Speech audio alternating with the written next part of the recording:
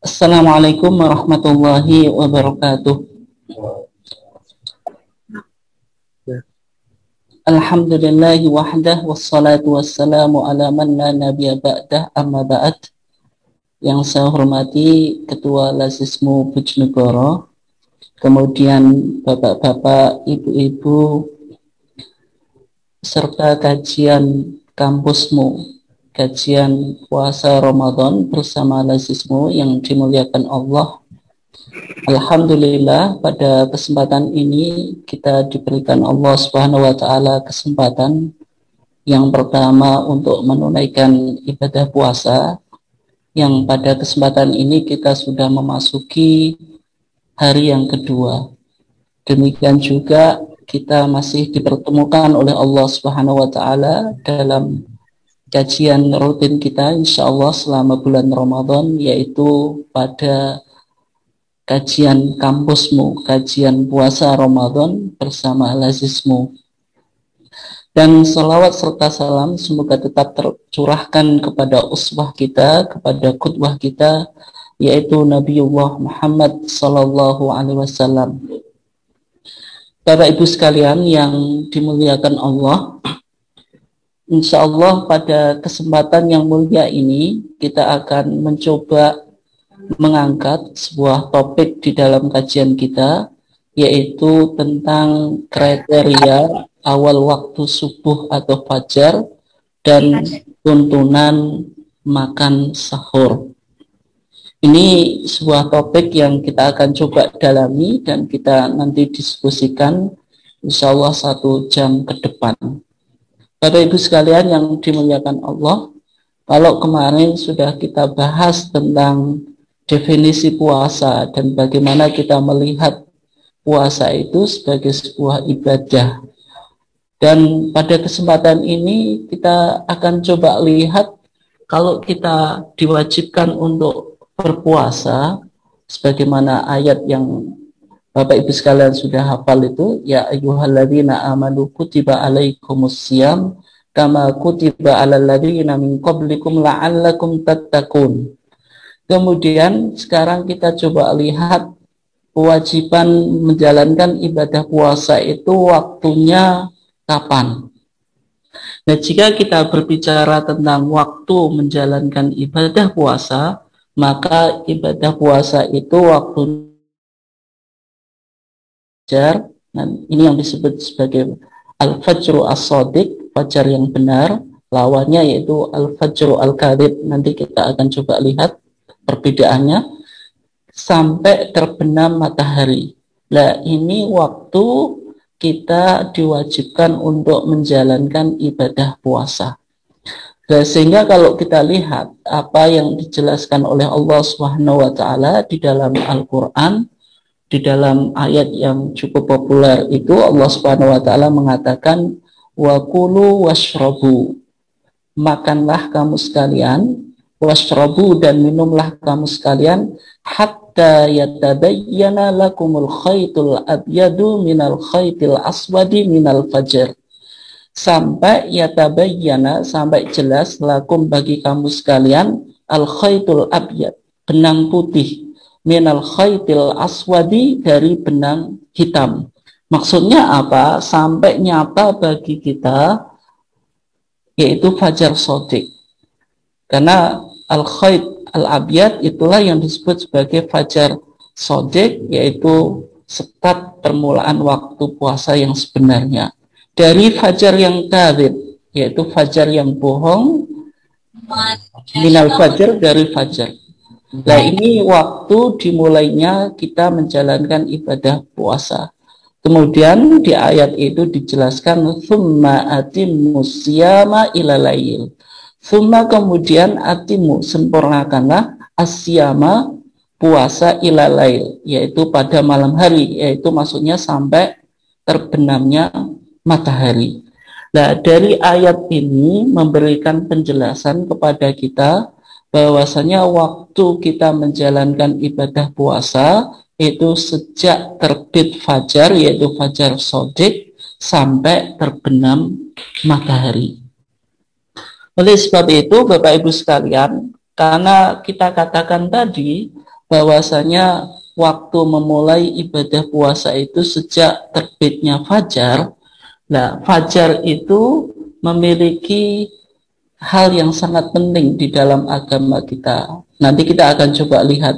Ya paling tidak fajar itu yaitu awal dimulainya ibadah puasa, kemudian juga awal dimulainya ibadah subuh atau sholat subuh, kemudian akhir dari makan sahur kita. Nah, sehingga pada kesempatan ini penting untuk kita coba bahas tentang kriteria waktu subuh. Nah, Bapak Ibu sekalian yang dimuliakan Allah, kalau kita lihat keterangan dari kitab-kitab klasik atau kitab-kitab Turos atau kitab-kitab kuning, pada dasarnya ulama menyepakati bahwa awal waktu sholat subuh adalah saat terbit fajar shodiq. Hanya saja di situ ada perbedaan di kalangan para ulama dan juga di kalangan umat Islam tentang kriteria awal waktu subuh. Misalnya di Indonesia, di negara kita, kriteria awal waktu subuh itu ditentukan yaitu minus 20 derajat. Ini di Indonesia. Kemudian kalau kita lihat di Mesir itu minus 19,5 derajat. Meskipun Mesir ini agak siang dibanding Indonesia. Kemudian di negara-negara yang lain juga berbeda. Sehingga isu kriteria waktu subuh ini pernah menjadi perdebatan. Tidak hanya di Indonesia, kemudian Muhammadiyah membahasnya secara khusus di Munas Tarjih ke-31 di Universitas Muhammadiyah Gresik kemarin. Tetapi ini pada dasarnya merupakan isu global. Nah, kalau kita katakan tadi di Indonesia minus 20 derajat, kemudian di Mesir minus 19,5 derajat, sebenarnya di institusi lembaga falak di Mesir yang ada di Helwan, yaitu sebuah tempat yang cukup populer di Mesir, saya juga dulu sering ke sana juga. Maka di Institut Falakiyah di Jamiatul Helwan di Mesir itu sudah mencoba mengkaji tentang kriteria waktu subuh. Meskipun hasilnya itu sudah 1984, sekitar 1984. Meskipun hasilnya itu sekitar minus 16 derajat, kemudian diajukan kepada Mufti Jumhuriyah, tetapi kajian dari Institut Falakiyah Mesir itu ditolak atau tidak diterima. Dan sampai sekarang Mesir masih menggunakan kriteria waktu subuh itu minus 19,5 derajat. Kemudian di Maroko ini ada hal yang menarik, karena para pemuda ketika bulan Ramadan, ketika mereka mendengar waktu subuh, itu mereka masih makan dan minum sebagai protes bahwasanya waktu subuh di Maroko itu dinilai masih dini atau masih pagi. Kemudian di Saudi Arabia dan sebagainya. Sehingga isu kriteria waktu subuh ini menjadi sebuah isu global. Dan nanti kita lihat kenapa kok Muhammadiyah mencoba merespon dan membahasnya secara khusus di Munas Tarjih ke-31. Ini tidak lain karena Muhammadiyah itu cirinya adalah gerakan tajdid, sehingga Muhammadiyah harus merespon dan memberikan pandangan terhadap masalah kriteria waktu subuh. Nah, Bapak Ibu sekalian yang dimuliakan Allah, yang pertama, kenapa penentuan waktu subuh secara tepat itu penting? Ya, paling tidak ada beberapa alasan kenapa kita harus paham dan mengetahui waktu subuh itu secara tepat. Paling tidak ada beberapa alasan. Di antaranya karena terkait penentuan waktu sholat subuh itu. Ya, misalnya Allah Subhanahu wa taala mengatakan aqimis sholata liduluki syamsi ila ghasaqil laili wa qur'anal fajri. Dirikanlah sholat dari sesudah matahari tergelincir ila ghasaqil lail sampai gelap malam. Wa Qur'anal fajri, dan dirikanlah pula salat subuh. Salat subuh itu nama lainnya disebut Qur'anal fajri. Inna Qur'anal fajri kana masyhuda. Maka dari sini, karena waktu subuh itu berkaitan dengan ritual ibadah kita waktu subuh itu sendiri, maka penentuan waktu subuh secara tepat dan benar itu sangat penting bagi kita. Kemudian yang kedua, Bapak Ibu sekalian yang dimuliakan Allah, yang kedua, waktu subuh itu terkait batas sholat lail atau sholat witir.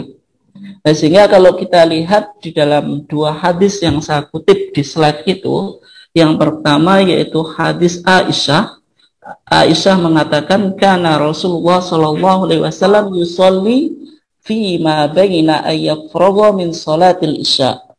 Bahwasanya Rasulullah Shallallahu Alaihi Wasallam itu sholat di antara sholat isya, maksudnya di antara setelah sholat isya, wa yallati yad'un nasa al-atamah, yaitu waktu itu yang disebut oleh para sahabat, oleh para manusia sebagai atamah, ilal fajri, sampai fajar, ihda asyrata rakaatan, sholatnya itu 11 rakaat,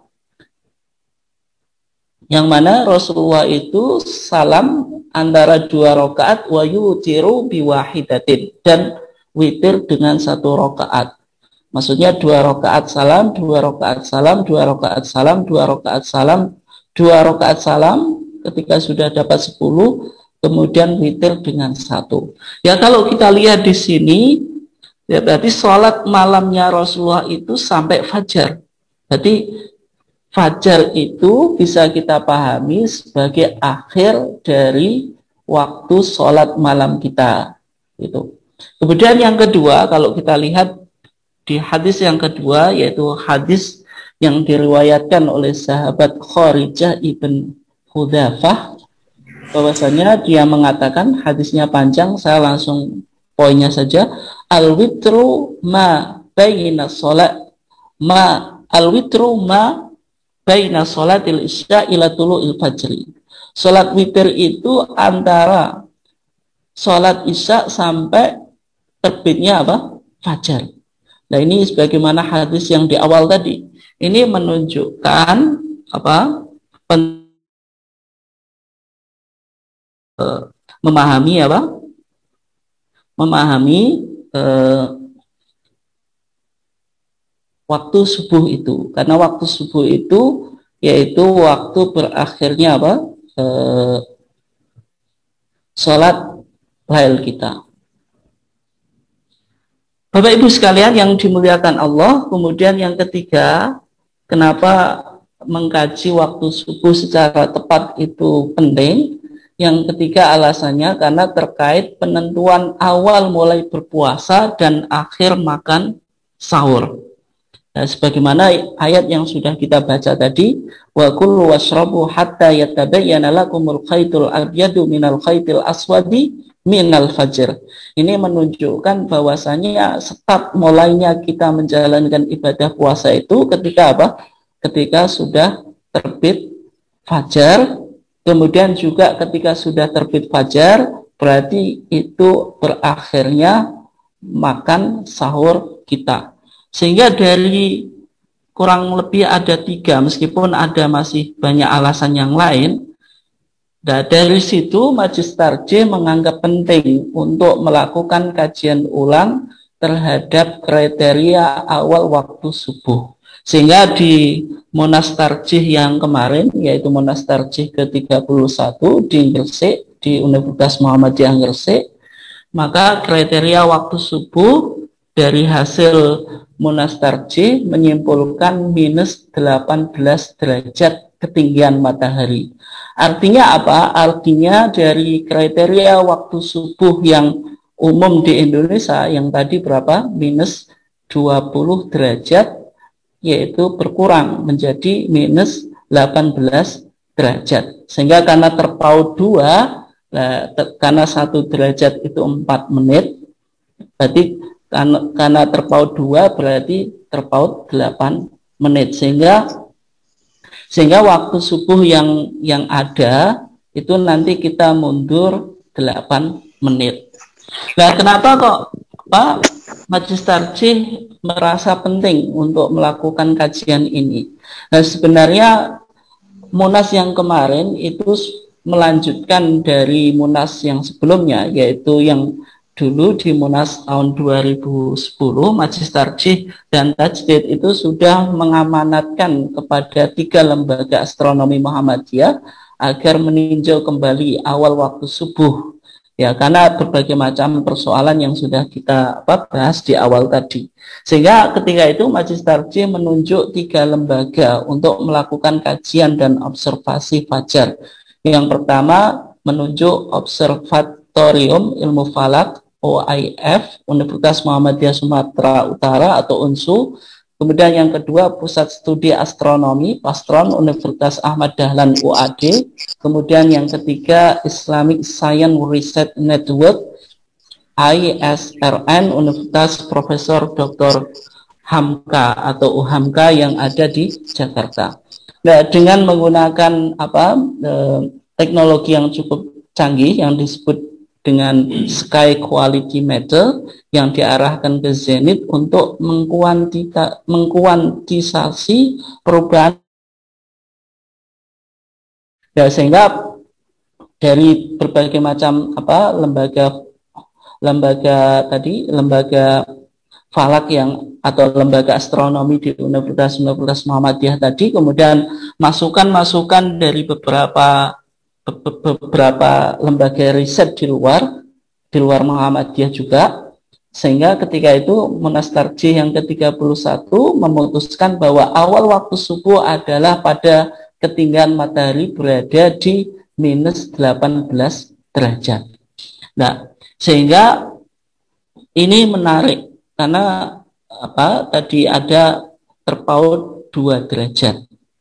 Nah, sehingga Bapak Ibu sekalian, kalau kita katakan tadi kok dari minus 20 menjadi minus 18 derajat, itu terpautnya 8 menit, bagaimana cara menghitungnya? Ya, kalau kita lihat di situ, bumi itu kan berputar, melakukan rotasi, mengelilingi tata surya atau matahari. Maka 1 kali bumi putar itu sebanyak 360 derajat dalam 24 jam. Sehingga 360 derajat itu sama dengan 24 jam. Jadi dalam sehari matahari itu bergeser 15 derajat. Ya, 15 derajat itu kira-kira 1 jam, sehingga 1 derajat itu 4 menit. Nah, sehingga tadi Munas Tarjih ke-31 di Gresik tahun 2020 menetapkan kriteria waktu subuh dari minus 20 derajat mundur menjadi minus 18 derajat, ya, karena terpautnya 2 sehingga mundur 8 menit dari jadwal waktu subuh yang ada. Nah, kalau kita lihat apa yang dilakukan oleh Muhammadiyah yang menyimpulkan bahwasanya awal waktu subuh itu minus 18 derajat, ternyata kalau kita lihat para astronom muslim itu sebelumnya itu sudah melakukan kajian-kajian tentang kriteria awal waktu subuh. Sehingga kalau kita lihat di sini, saya mencoba melis beberapa nama astronom muslim. Itu misalnya Jabir Al-Batani, ini mengatakan minus 18 derajat, dan seterusnya. Ini banyak yang bilang minus 18 derajat, meskipun ada ulama-ulama yang lain, ulama-ulama astronom muslim klasik kita yang mengatakan 19. Artinya apa? Artinya yang ditetapkan oleh Muhammadiyah itu bukan sesuatu yang baru, karena kalau kita melihat kajian para astronom muslim di dalam kitab-kitab mereka atau karya-karya mereka yang klasik itu, ternyata apa yang diputuskan Muhammadiyah itu memiliki banyak kesamaan pendapat dari para ulama-ulama klasik itu. Kemudian kalau kita lihat di sini observasi yang dilakukan di Labuan Bajo, NTT. Kalau kita lihat Bapak Ibu sekalian, ini 20 derajat, ini apa? Ini masih gelap. Nah, kemudian ini minus 19 derajat, agak terang dikit. Ini 18, inilah apa? Gambar yang digunakan acuan oleh majelis tarjih sehingga memutuskan kriteria awal waktu subuh itu minus 18 derajat. Kalau minus 17 derajat itu gambarnya seperti ini. Jadi kalau kita lihat yang 20, yang secara umum di Indonesia itu masih gelap sekali, dan ini kemungkinan besar masih fajar kadhib, belum fajar sodik. Dan Muhammadiyah memilih yang minus 18 derajat yang gambarnya seperti yang ada di slide itu, Bapak Ibu sekalian. Bapak Ibu sekalian yang dimuliakan Allah, karena berdasarkan munas tarjih kita ke-31, kemudian PP Muhammadiyah sudah mentanfid kajian majelis tarjih tersebut, sehingga kalau sudah ditanfid berarti menjadi putusan resmi Muhammadiyah dan harus diimplementasikan di dalam institusi-institusi kita, di masjid, di musola dan sebagainya, sehingga itu memberikan perubahan terhadap jadwal imsakiyah yang umum. Nah, ini sebuah contoh jadwal imsakiyah Ramadan yang ada di Bojonegoro yang sudah disesuaikan ditambah 8 menit sebagaimana putusan majelis tarjih yang kita sudah bahas tadi. Nah, ini untuk Bapak Ibu sekalian yang berada di luar Bojonegoro atau di daerah-daerah yang lain, nanti ya disesuaikan dengan waktu yang ada di sana. Meskipun secara umum ya cukup ditambahi 8 menit. Ya, secara detail bisa konsultasi ke PDM setempat yang mana Bapak Ibu tinggal di sana. Yang saya tampilkan ini contoh jadwal imsakiyah Ramadan yang ada di Bojonegoro yang sudah ditambah 8 menit. Ini jadwalnya. Bapak Ibu sekalian yang dimuliakan Allah, kemudian pada kesempatan ini kita akan coba bahas tentang makan sahur dan kesunahan mengakhirkannya. Kalau kita lihat di dalam ibadah puasa itu ada sebuah kesunahan yang diantara kesunahannya itu takhiru as-suhur, yaitu kita mengakhirkan makan sahur. Kalau buka, kalau untuk menyegerakan, tetapi dalam konteks makan sahur kita digunakan untuk apa? Untuk mengakhirkan. Nah, ini dalilnya ada hadis dari Anas ibn Malik, anna Nabiya sallallahu alaihi wasallam qala tasahharu fa inna fis sahuri barakah. Makan sahurlah kamu sekalian, fa inna fis sahuri, maka sesungguhnya di dalam makan sahur itu barakah, ada berkah. Berkah ini baik berkah secara fisik, mungkin ketika kita menjalankan ibadah puasa, antara yang makan sahur dengan yang tidak, itu nanti kualitasnya berbeda. Karena orang yang menjalankan ibadah puasa dengan makan sahur, maka dia ketika menjalankan ibadah puasa akan fit gitu, berbeda dengan yang tidak menjalankan ibadah puasa. Di situ berarti nilai berkah dari makan sahur. Kemudian orang yang menjalankan makan sahurnya itu tengah malam dengan yang mendekati waktu fajar, maka berbeda juga dari segi misalnya kefitannya di dalam menjalankan ibadah puasa. Ya tentu orang yang makan sahurnya itu mengakhirkan makan sahur, maka dalam menjalankan ibadah puasa lebih fresh dan lebih fit dibanding orang yang makan sahurnya itu di tengah malam. Nah, sehingga di sini salah satu kesunahan dan juga yang dianjurkan oleh Rasulullah ketika kita makan sahur itu dianjurkan untuk mengakhirkannya. Kemudian nilai berkah ya tentu kita ketika makan sahur itu ada nilai berkahnya, yaitu kita mengikuti sunnah atau petunjuk Nabi. Bapak Ibu sekalian yang dimuliakan Allah, kalau kita sudah pahami bahwasanya makan sahur itu ada nilai berkahnya, kemudian sebenarnya jarak antara makan sahur dengan subuh itu jaraknya berapa kan itu. Ini penting. Sehingga kalau kita lihat di dalam hadis yang saya kutip di situ, ada hadis yang diriwayatkan oleh sahabat Anas dari Zaid ibn Thabit. Dia mengatakan tasaharna ma'a Rasulillah sallallahu alaihi wasallam. Kami pernah makan sahur bersama Rasulullah sallallahu alaihi wasallam, tsumma raja'na ilal masjid. Kemudian kami kembali ke masjid. Wa uqimatis shalah. Ketika itu salat sudah mulai diikomatkan atau dikomatkan. Faqultu kam bainahuma. Kemudian ditanyakan berapa jarak salatnya Rasulullah dengan dengan makan sahur. Maka dijawab qadru ma yaqra'a rajulu khamsina ayatan. Kira-kira seukuran seseorang membaca 50 ayat Al-Qur'an. Nah, berarti kalau kita lihat dari hadis ini, praktek ketika Rasulullah Shallallahu Alaihi Wasallam itu makan sahur, antara makan sahurnya Rasulullah dengan sholat subuhnya itu kira-kira jaraknya berapa? Sebagaimana seukuran seseorang membaca 50 ayat Al-Quran. Ya, 50 ayat dari Al-Quran ini kira-kira berapa? Ya kira-kira 10 menit. Jadi 10 menit sebelum subuh itu Rasulullah sudah selesai makan sahur.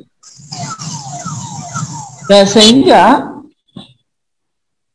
kita perlu untuk memahami tentang makan sahur ini, sehingga azan subuh pertama dan fajar kadzib itu tidak menghalangi dari makan sahur. Ini yang perlu kita pahami, bahwasanya ketika kita menjalankan makan sahur, ketika kita mendengar azan subuh yang pertama, itu kita masih boleh untuk menjalankan makan sahur, karena azan subuh yang pertama itu kan dilakukan ketika masih fajar kadzib. Karena di dalam sebagaimana yang dicontohkan di masa Nabi itu, Rasulullah itu kan punya 2 muadzin, yaitu pada adzan subuh itu. Muadzin pertama yaitu Bilal ibn Rabah, yang ia melakukan adzan pada saat masih fajar kadzib.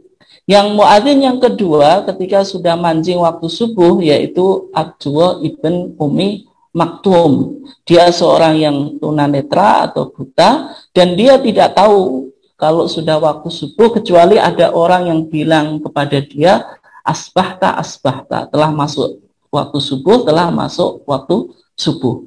Dan sehingga kalau kita lihat di sini, makan sahur kita itu tidak dihalangi yang pertama azan subuh yang pertama. Jadi kalau kita mendengar azan subuh yang pertama, kita tetap masih boleh melakukan makan sahur. Yang kedua, fajar kadzib. Fajar kadzib itu juga tidak menghalangi kita dari makan sahur. Karena yang menghalangi makan sahur itu hanya fajar sotik, yaitu ketika datangnya waktu subuh. Nah, sebagaimana yang dikatakan dalam hadis dari Samurah ibn Jundub, Rasulullah SAW mengatakan, la yamna'annakum min suhurikum adhanu Bilalin. Janganlah sekali-kali menghalangi kamu sekalian min suhurikum, dari makan sahur kamu sekalian, adhanu Bilalin, yaitu adanya Bilal. Walal fajrul mustatil, demikian juga jangan fajar yang mustatil, yaitu fajar yang dia itu dia itu vertikal, membentang ke atas atau tegak ke atas, yang nanti digambarkan oleh hadis Rasulullah yang lain sebagaimana ekornya serigala. Nah, ini yang disebut sebagai fajar fajar kadzib, fajar yang dusta. Walakin al-fajr al-mustatir fil ufuq, akan tetapi yang menghalangi makan sahur kita itu yaitu fajar yang membentang, yang dia memanjang horizontal. Inilah yang disebut sebagai fajar fajar sotik. Bapak Ibu sekalian yang dimuliakan Allah, sehingga pada kesempatan ini perlu kita untuk memahami perbedaan antara fajar kadzib dengan fajar sodik. Yang di kanan ini fajar sodik. Ini al-fajru as-sodik. Kalau kita lihat, ini kan fajarnya apa? Dia apa? Membentang secara apa? Secara horizontal, kan ke samping ini. Ini kan rata. Ini fajar sodik yang model seperti ini. Inilah apa? Waktu manjingnya waktu subuh yang sesungguhnya. Gambarnya seperti ini. Berbeda kalau kita lihat di gambar yang sampingnya, yang kedua. Ini al-fajru al-kadhib, fajar yang bohong. Ini kan digambarkan kayak apa ekor serigala. Nah ini fajar putihnya itu kan membentang ke atas atau vertikal, membentang ke atas. Ini yang disebut sebagai fajar kadhib, fajar yang dusta, bukan fajar yang benar. Dan gambarnya seperti ini. Kemudian Bapak Ibu sekalian yang dimuliakan Allah, kalau kita coba gali lebih dalam lagi, ya, cumanya yang di gambar berikutnya ini dibalik. Yang ini, yang sebelah kanan ini fajar kadhib, yang sebelah kiri ini fajar apa? Sodik. Nah sehingga Rasulullah SAW mengatakan al-fajru fajron. Fajar itu dua fajar. Fa'ammal fajru ladhi yakunu kadhana bisarhan fala yuhillu shalah. Adapun fajar yang seperti seekor serigala, fala yuhillu shalah, maka belum menghalalkan sholat. Maksudnya belum masuk waktu subuh, sehingga kita belum boleh menjalankan apa sholat subuh. Wala yuharimu tu'am, dan tidak mengharamkan makanan. Maksudnya kita masih boleh makan apa? Makan sahur. Wa amal, ini yang pertama. Wa amal fajrul ladzi yadhhabu mustatilan fil ufuq. Adapun fajar yang dia mustatilan, yang membentang secara apa? Secara horizontal, secara membentang ke samping, fil ufuq, di ufuq, fa innahu yuhilus shalah. Ketika itu menghalalkan waktu sholat, yaitu menghalalkan sholat subuh. Wa yuharimu ta'am, dan mengharamkan apa? Makanan. Ketika sudah fajar apa? Sodik, kita apa? Boleh sholat subuh, tetapi kita harus selesai dari makan sahur. Ini pentingnya kita memahami dua fajar. Bapak Ibu sekalian yang dimuliakan Allah, kalau kita lihat tadi bahwasanya di kalender Muhammadiyah itu sebagaimana kalender yang ada di Indonesia secara umum itu.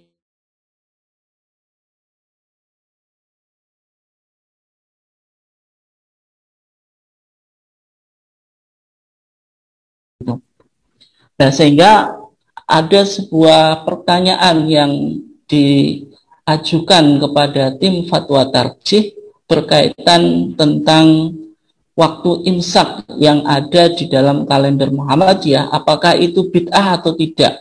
Maka ada sebuah pertanyaan di fatwa tarjih, ini saya kutip, yaitu penanyanya Sofyan Nur Arifin dari Tasikmalaya. Beliau menanyakan tentang dua hal. Yang pertama, apakah bid'ah imsak masih harus dipertahankan? Maksudnya jadwal imsak yang ada di kalender Muhammadiyah itu kalau bid'ah, kenapa Muhammadiyah masih mempertahankan? Kemudian yang kedua, apakah di kalender Muhammadiyah tidak akan dihilangkan imsak 10 menit sebelum subuh? Nah, 10 menit ini dari mana kok imsak itu secara umum disimpulkan 10 menit sebelum fajar?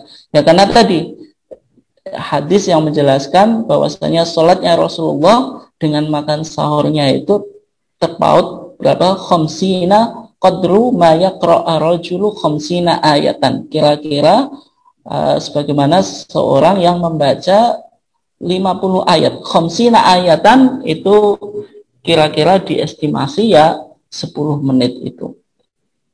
Nah, sehingga ketika itu Majelis Tarjih memberikan jawaban yang menyampaikan ucapan terima kasih, dan si penanya yaitu Sofyan Nur Arifin itu mencantumkan bukti penguat yang berupa fotokopi dari kitab Taisirul Alam, syarah dari Umdatul Ahkam. Ini dikarang oleh Syekh Bassam. Saya punya bukunya di rumah, yang mana menurut Syekh Bassam di syarahnya Umdatul Ahkam, hadis yang berkaitan tentang hukum itu memberikan kesimpulan bahwasanya istilah imsak kurang lebih 10 menit sebelum keluar fajar atau waktu subuh itu dianggap sebuah bid'ah. Dan juga seorang penanya yaitu Bapak Sofyan Nur Arifin itu memiliki pandangan yang cenderung sama dengan apa yang disampaikan oleh Syekh Bassam di dalam kitabnya Syarah Umdatul Ahkam. Nah, sehingga ketika itu dijawab oleh tim Fatwa Tarjih bahwasanya istilah imsak 10 menit seperti yang tercantum di dalam kalender Muhammadiyah itu tidak bisa divonis sebagai sesuatu yang bid'ah. Ya, mungkin kalau disebut bid'ah itu bid'ah secara lugawi, bid'ah secara bahasa, secara linguistik, secara etimologi. Tetapi kalau divonis sebagai bid'ah secara syar'i itu tidak bisa. Kenapa kok tidak bisa? Karena dalam pandangan Muhammadiyah imsak itu tidak dipahami sebagai akhir dari makan sahur. Sehingga ketika kita misalnya kelinan atau kesiangan, kemudian sudah imsak dan kita belum makan sahur, ya tetap makan sahur, karena imsak itu bukan waktu akhir yang hakiki dari makan sahur. Hanya saja imsak itu dibuat untuk sebagai peringatan atau sebagai kehati-hatian, atau dalam bahasa Arab disebut ihtiyatian, yaitu sikap kehati-hatian. Jadi tidak merupakan larangan yang harus ditaati, sehingga kalau kita sudah mendengar imsak sebagaimana di masyarakat itu langsung kita tidak makan, tidak semacam itu, yaitu cuma sebatas kehati-hatian, atau bisa dianalogikan sebagai warning di traffic light atau di lampu lalu lintas. Ya, seperti lampu kuning. Lampu kuning itu kan supaya kita hati-hati, tapi belum masuk lampu merah sehingga kita harus stop dan tidak boleh melewati jalan. Nah, kira-kira fungsi imsak itu semacam itu. Ya, meskipun kalau kita telusuri di zaman Rasulullah ya tidak ada imsak itu. Tetapi imsak itu dibuat untuk tindakan preventif atau tindakan kehati-hatian, yaitu 10 menit sebelum masuknya waktu subuh, supaya kita siap-siap untuk menjalankan ibadah puasa. Insya Allah ini kajian yang saya sampaikan pada kesempatan ini, dan untuk selanjutnya kita akan coba lihat dan perdalam di sesi tanya jawab atau komentar dari Bapak Ibu sekalian, dan saya kembalikan kepada host. Silakan. Baik, terima kasih Ustaz. Untuk berikutnya kita akan melakukan tanya jawab. Ini sudah ada penanya di kolom komentar. Jadi yang pertama ini dari Ibu Titin Murtafiah. Assalamualaikum, izin bertanya Ustaz. Satu, bagaimana dengan musola dan masjid yang bukan milik Muhammadiyah, tetapi kita ikut jamaah di situ? Kemudian yang kedua, dengan mundurnya waktu subuh, apakah waktu syuruk juga mundur? Nah, seperti itu. Jadi mungkin satu dulu Ustaz kita bahas. Monggo silakan. Ya, terima kasih atas pertanyaan dari Ibu Titin, menanyakan tentang dua hal. Bagaimana misalnya warga Muhammadiyah yang kebetulan di lingkungannya sholat di masjid atau di musola yang bukan bagian dari institusi Muhammadiyah. Nah, bagaimana sikapnya? Yang pertama kita lihat dulu, Bu. Yang pertama kita lihat dulu qomatnya itu, qomat di musola atau di masjid yang Ibu gunakan untuk sholat subuh. Nah, kalau qomatnya itu terlalu cepat, misalnya adanya mengikuti minus 20 derajat, berarti tidak mundur 8 menit sebagaimana yang dipahami Muhammadiyah, yaitu enggak apa-apa. Tetapi kan kita lihat komatnya. Kalau komatnya itu biasanya kan komat beda-beda. Kalau misalnya komatnya kebetulan 10 menit, berarti ibu sholat di situ boleh. Karena kan dari waktu subuh yang umum, kemudian kita kan mundur 8. Berarti kalau kira-kira komatnya itu dari jarak azan 10 menit, ya berarti di situ sudah masuk waktu subuh sebagaimana yang kita pahami kan itu. Kalau semacam itu. Tetapi bagaimana kalau misalnya musola yang di samping kita yang kebetulan bukan milik Muhammadiyah, kemudian antara adzan dan qomat itu terlalu cepat dan mengikuti kriteria minus 20 derajat. Ya, kalau kita sebagai warga Muhammadiyah dan ingin mencoba mentaati putusan Muhammadiyah yang sudah ditanfid, ya berarti kita coba cari tempat yang lain atau solusi yang lain kan. Karena kalau terlalu cepat tadi berarti kan dalam perspektif kita, meskipun ini tetap wilayah ijtihadiyah, tetapi dalam ijtihad yang kita pahami kan masih fajar kadhib, belum masuk waktu fajar sodik, berarti belum masuk waktu sholat subuh. Ya, untuk kehati-hatiannya semacam itu, karena kan dari berbagai macam argumentasi yang saya sampaikan tadi, kajian yang dilakukan oleh Majelis Tarjih itu ya sangat kuat, baik dari sisi dalilnya, baik dari sisi bayani, dalil Quran dan sunnahnya cukup kuat.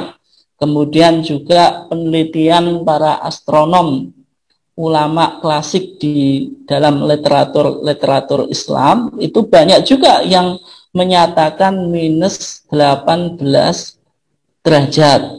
Kemudian juga dari observasi dari lembaga astronomi di 3 universitas ternama tadi, dari UNSU, Universitas Muhammadiyah Sumatera Utara, kemudian Universitas Ahmad Dahlan di Jogja, kemudian Universitas Profesor Hamka yang ada di Jakarta, itu melakukan observasi, ternyata kesimpulannya sama, bahwasanya minus 20 derajat ini kan masih terlalu dini atau terlalu pagi kan. Kemudian juga yang di Indonesia yang sebenarnya yang mengawali itu kan dari majalah Kiblati. Majalah Kiblati itu menulis di beberapa edisi tentang kriteria waktu subuh yang dianggap ketika itu waktu subuh yang di Indonesia itu masih terlalu dini dan itu mundurnya 24 menit. Kalau kita kan cuma 8 menit itu tidak begitu panjang dibanding kesimpulannya dari majalah Kiblati kan gitu. Ya, kalau kita lihat dan juga observasi secara langsung foto-foto yang saya tampilkan tadi, ya kita sebagai warga Muhammadiyah tentu harus yakin, ya meskipun ini tetap Muhammadiyah juga mengakui kalau waktu sholat itu tauqifi, mengikuti Rasulullah, tapi bagaimana menentukannya itu kan ijtihadi. Tetapi ya meskipun tadi Muhammadiyah mengakui bahwasanya ini wilayah ijtihadiyah, wilayah yang mungkin kita berbeda, tapi dengan beberapa argumentasi yang sudah kita paparkan tadi, ya kita sebagai warga Muhammadiyah seharusnya betul-betul yakin bahwasanya ijtihad yang kita bangun di persyarikatan ini betul-betul memiliki landasan yang kuat dan tidak usah mamang lagi atau tidak usah ragu lagi untuk menerapkan apa yang kita yakini sebagai sebuah kebenaran dalam ijtihad ini, meskipun tetap kita harus mengedepankan toleransi, menghargai mayoritas yang masih mengikuti kriteria waktu subuh minus 20 derajat sebagaimana umumnya di Indonesia itu. Nah, kemudian yang kedua, apakah ini memberikan dampak kepada waktu syuruk? Ya, jadi secara umum Bapak Ibu sekalian, kriteria waktu subuh yang minus 18 derajat ini hanya memiliki konsekuensi pada waktu subuh saja. Demikian juga waktu imsak. Waktu imsaknya kan, imsak itu kan 10 menit sebelum sebelum waktu subuh. Berarti cuma waktu subuh dan imsak itu yang memiliki konsekuensi atau yang dipengaruhi kan itu. Ya itu saja. Berarti kan kita waktu subuhnya itu mundur 8 menit. Berarti imsaknya juga nanti kan mundur 8 menit juga kan. Adapun yang lainnya waktu syuruk dan waktu-waktu sholat yang lain, misalnya waktu sholat duhur, sholat asar, sholat maghrib, sholat isya, itu sebagaimana pada umumnya tidak ada perubahan. Yaitu kurang lebih Ibu Titin yang sudah menyampaikan pertanyaan, dan terima kasih. Baik, terima kasih Ustadz. Berikutnya kami persilahkan kepada Bapak Ibu yang akan menyampaikan pertanyaan. Monggo persilahkan untuk diaktifkan dahulu mic-nya.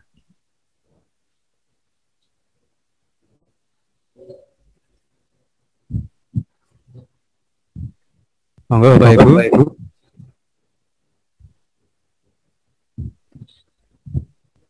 Baik, kalau tidak ada, ini kami lanjutkan kembali. Ini ada penanya Ustadz terkait dengan masalah sholat witir.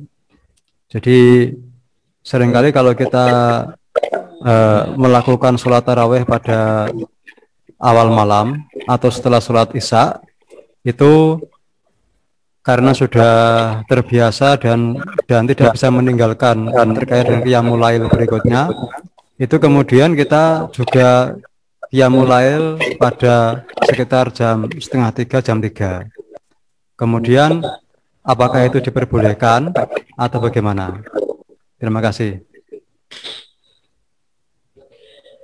Ya, ini pertanyaan yang bagus ya, tapi insya Allah nanti saya akan bahas secara detail tentang sholat lail itu, karena kita nanti akan bahas tentang formasi-formasi sholat lail. Misalnya 11 rakaat itu bagaimana tata cara melaksanakannya, apakah 4-4-3 atau misalnya 2-2-2-2 2 kemudian witirnya 3, ataukah misalnya 2-2-2 sampai 10 witirnya 1, ataukah ada formasi-formasi yang lain. Insya Allah nanti itu menjadi topik secara khusus yang akan kita bahas gitu.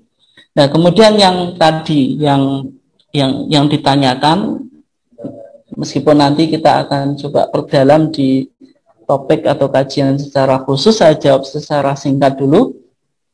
Nah, bagaimana kalau misalnya Bapak Ibu yang memiliki kebiasaan atau memiliki tradisi sholat malam atau sholat witir, setiap malam bangun kemudian menjalankan sholat witir, dan kebiasaan ini biasanya sebelum Ramadan. Nah, pada waktu Ramadan ini kan kita setelah Isya itu biasanya tarawih, sholat tarawih di masjid atau di musola, dan kebetulan sholat tarawihnya sudah 11 rakaat. Berarti kalau sudah 11 rakaat ya berarti sudah mencakup di situ witirnya. Nah, kemudian pada waktu malam apakah masih boleh menjalankan sholat witir atau sholat lail? Bapak Ibu sekalian yang dimuliakan Allah, nah kalau kita melihat dari pandangan tarjih itu memahami bahwasanya sholatul lail, sholat malam, sholatul lail itu artinya sholat malam, itu mencakup beberapa sholat. Misalnya sholat tahajud. Sholat tahajud itu sholat yang dilakukan setelah bangun tidur. Kemudian misalnya qiyamul lail. Qiyamul lail itu ya sama dengan sholat lail itu, maksudnya sholat atau berdiri di waktu malam. Kemudian qiyamul Ramadan. Kalau qiyamul Ramadan berarti sholat yang dilakukan di waktu bulan Ramadan. Kemudian Kemudian tarawih. Tarawih itu kan dari kata apa, tarwihah atau rohah.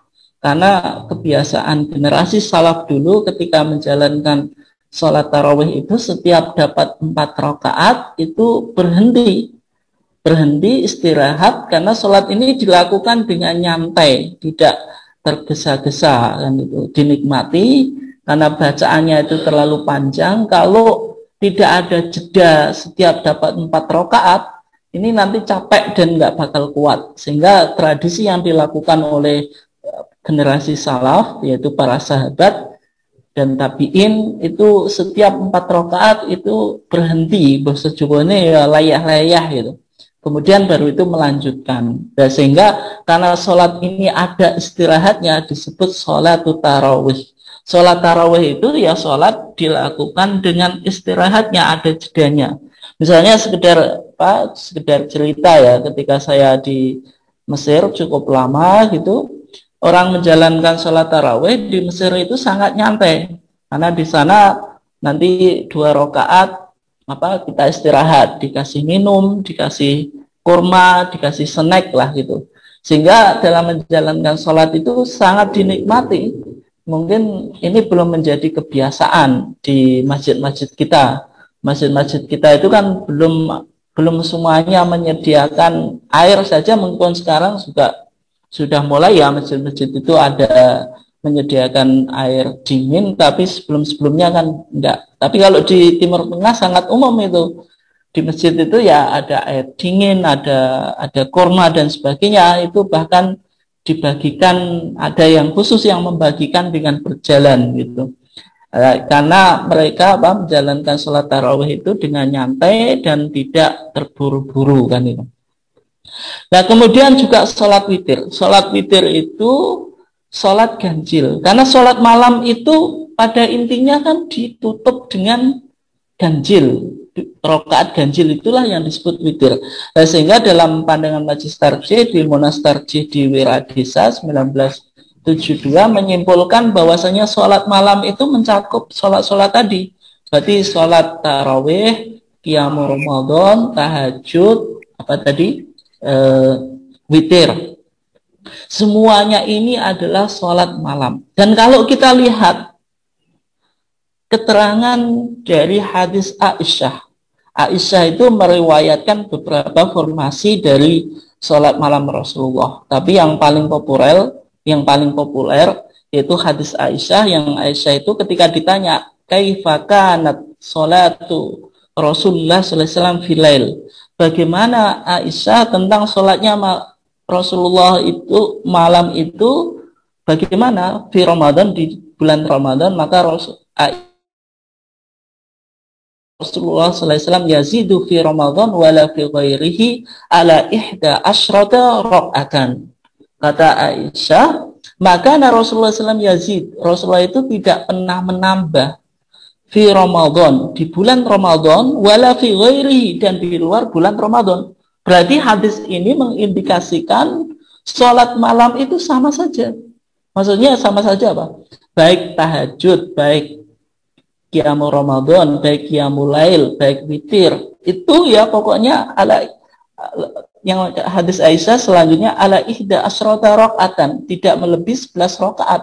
Berarti sholat malamnya Rasulullah baik di bulan Ramadan atau di luar Ramadan itu tidak lebih dari 11 rakaat. Meskipun ada riwayat Aisyah yang menjelaskan salata asyrata rakaatan, 13 rakaat. Karena yang dua itu yang dalam HPT disebut sebagai rakaataini khafifatain, 2 rakaat yang ringan atau yang sering kita kenal dengan sholat al-istiftah atau sholat iftitah, yaitu sholat 2 rakaat yang ringan yang kita lakukan sebagai pemanasan sebelum sholat lail yang 11. Jadi kalau kita melihat dari hadis Aisyah tadi, maka Rasulullah SAW yazidu fi Ramadan wala fi ghairihi ala ihda asrata rakaatan, ini mengindikasikan bahwasanya Rasulullah itu baik di bulan Ramadan atau tidak itu ya tidak lebih dari 11 rakaat.